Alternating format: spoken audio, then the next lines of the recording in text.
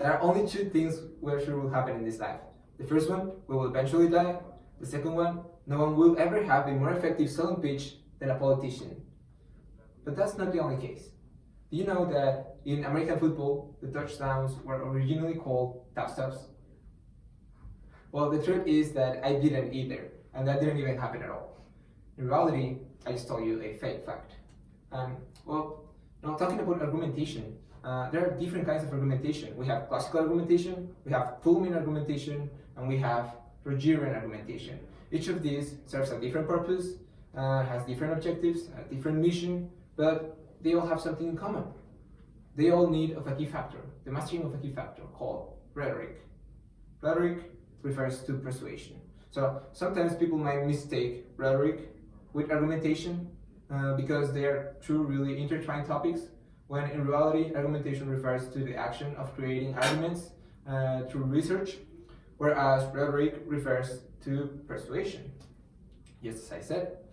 So every time you see a politician, a really convincing politician, keep in mind that you might not be looking at a master of argumentation, but to a master of rhetoric.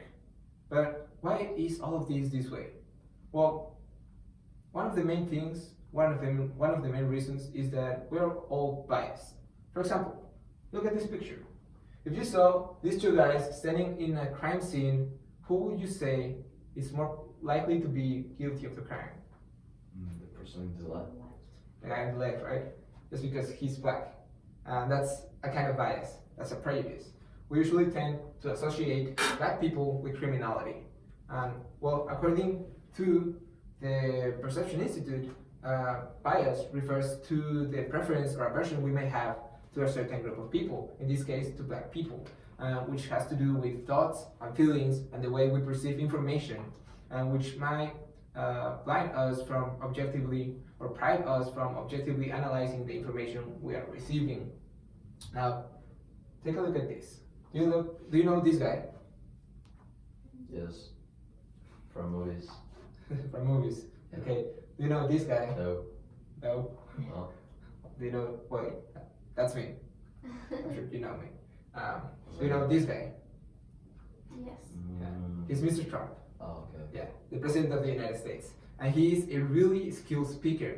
Of course, Mr. Trump is really convincing, and most of the times, whatever he says is done or is followed, just because he is Mr. Trump and he is good at convincing people. He's good at rhetoric.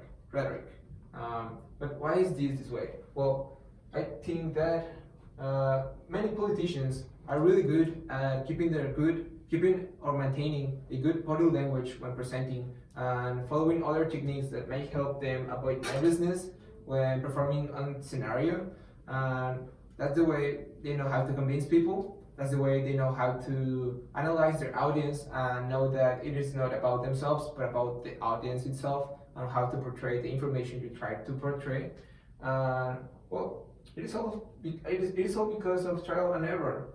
Many times these speakers were not good, were not born that way. Many times they learned, and I'm sure Mr. Trump himself should have at some point stood in front of a crowd trembling just because he didn't know what to say and he had forgotten his lines.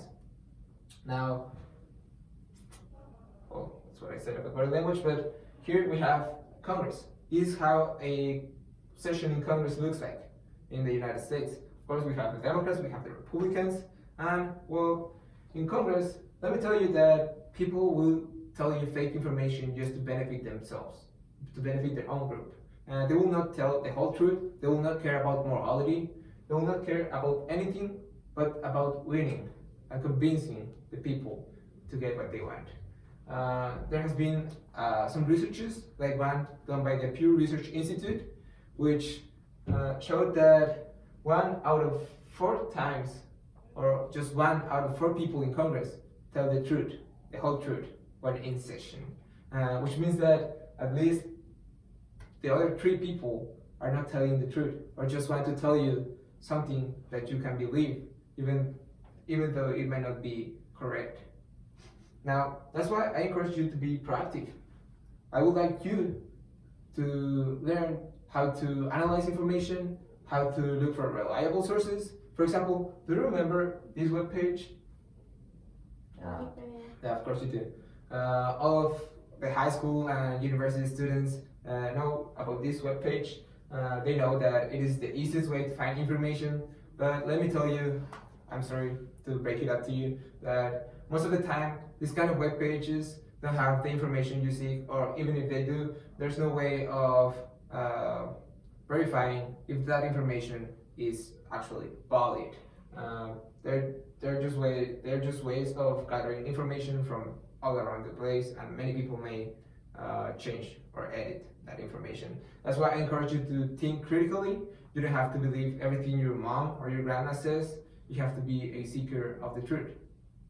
No? So up to this point, yeah, thank you, but I'll just tell you a final conclusion is that, yeah, we all have different perspectives, therefore we have different ways of approaching the same topic. And there are many cunning people out there, like Mr. Trump, who may